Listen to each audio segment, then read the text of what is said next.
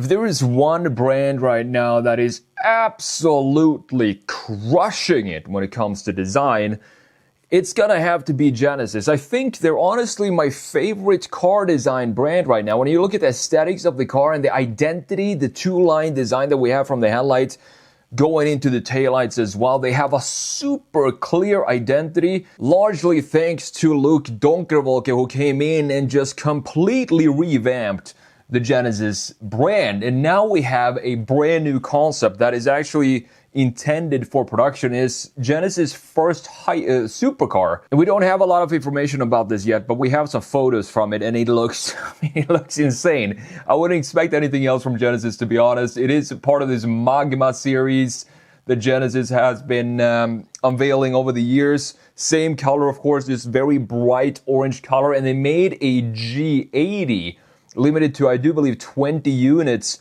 which was one of the best looking sedans I think I've ever seen. Unfortunately, it was only limited to 20 units. I wish they would have made this an M5 competitor, and it would just blow the M5. And every single sedan, performance sedan, looks out of the water because it looks so good. We're gonna have a look at both of these.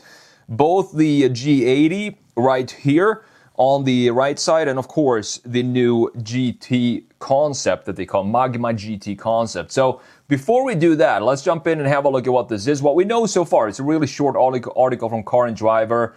Genesis kickstarts supercar dreams with new Magma GT concept. The low-slung concept is built with gorgeous proportions and a mid-engine layout.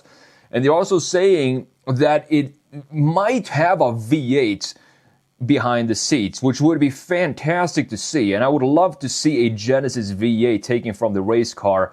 So rather than focusing purely on speed, Genesis, being this sophisticated brand, they know that in order to build a sports car, a supercar like this, it's not just about the speed. It's how the car makes you feel. So they want the Magma GT concept to blend luxury and performance.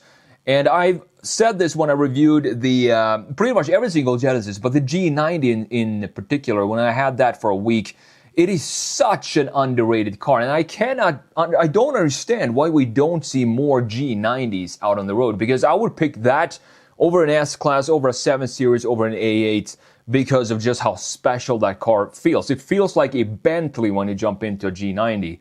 The low-set hood breaks into a canopy, which itself gracefully falls away to the rear of the car where the engine sits. So the engine sits back here. You can see this entire hood in the back opens up.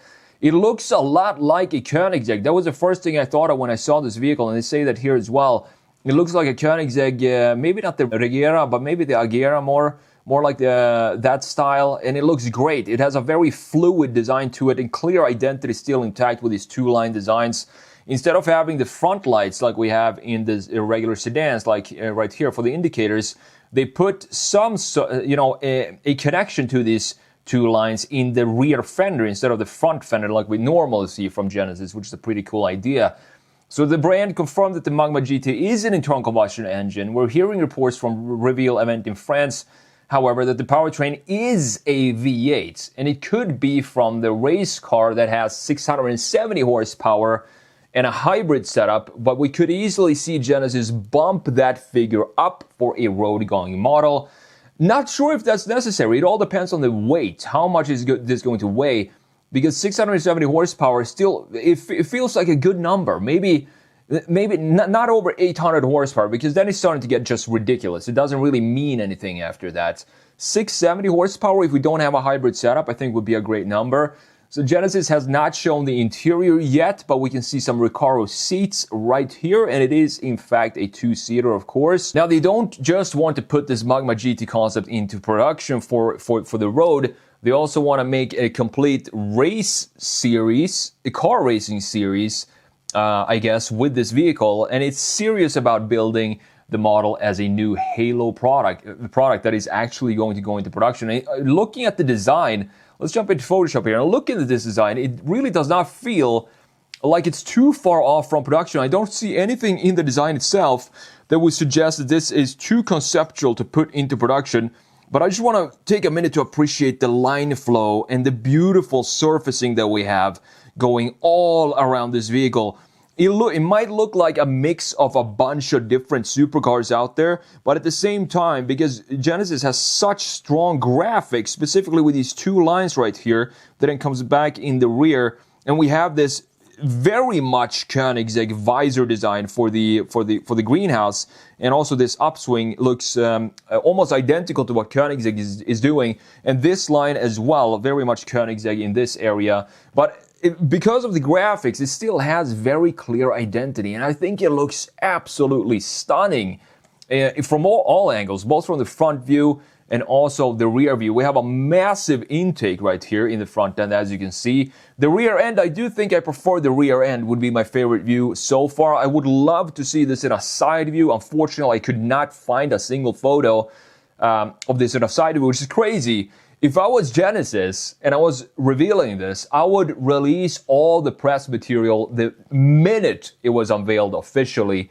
But unfortunately, these are the only pictures that I could find of this vehicle. Look at this this line over the rear axle, creating a nice muscle right here. And we have a little bit of sharpness up here for the greenhouse with this visor design. Dipping down, it doesn't look like we have a rear window, which is totally fine. We have cameras everywhere anyway. We have a little bit of an opening down here. Maybe this is I don't know if this is the only window or a little slit that you can look back from. But underneath here, this entire thing, of course, opens up.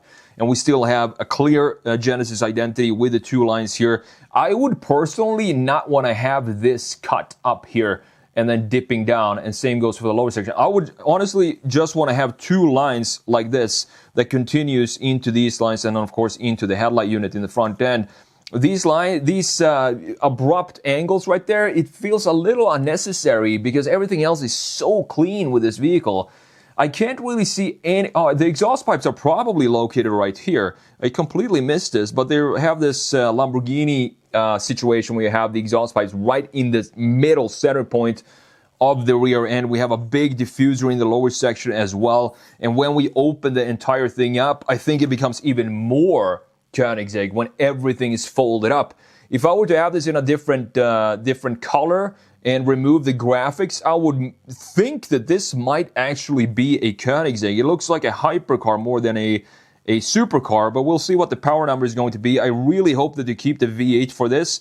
That would be absolutely fantastic to see. But again, beautiful line flow, and this is the craftsmanship. Genesis is still intact when it comes to craftsmanship, specifically in the interiors. Yes, they upgraded for 2024 to the dual screen setup for the interior. I do definitely prefer the old style where we have the housing for the cluster and so on. And I'm not sure what this interior is going to look like since we don't have any photos of it. But the Magma series in general has, I've been a fan since they first introduced it. And this is one of my favorite vehicles of that Magma series. This actually went into production, even though in a very, very small number, 20 units. But just look at the design of this. One of the most beautiful sedans I think I've ever seen is the G80 with this Magma treatment. There is not a single thing on this vehicle that I would change. We have a nice sloping, the G80 traditional shoulder line right here. Some cool graphics in the lower section with this black piece. I think this is dark chrome. The wheels, fantastic. They could have easily slapped on black wheels on here. Since the grille is blacked out, the lower section here, a much more aggressive intake than what we have on the regular G80. Everything is blacked out, so it would be easy to put the black wheels on here, but thankfully Genesis, they know better. Just slap some dark satin silver wheels on here, and of course we still have the same line flow with the graphics that we have in pretty much every single Genesis right here. Absolutely stunning design. From a rear end, it looks even more aggressive. Check out this beautiful classic layout of this carbon fiber diffuser in the lower section, dual exhaust pipes down here as well, and we have this ellipse that is typical for Genesis to house the key graphics that are the taillights. In this case, carbon fiber lip spoiler up top there, looking stunning, and the plantedness of this, the wheel, they sit correctly inside of the wheelhouse.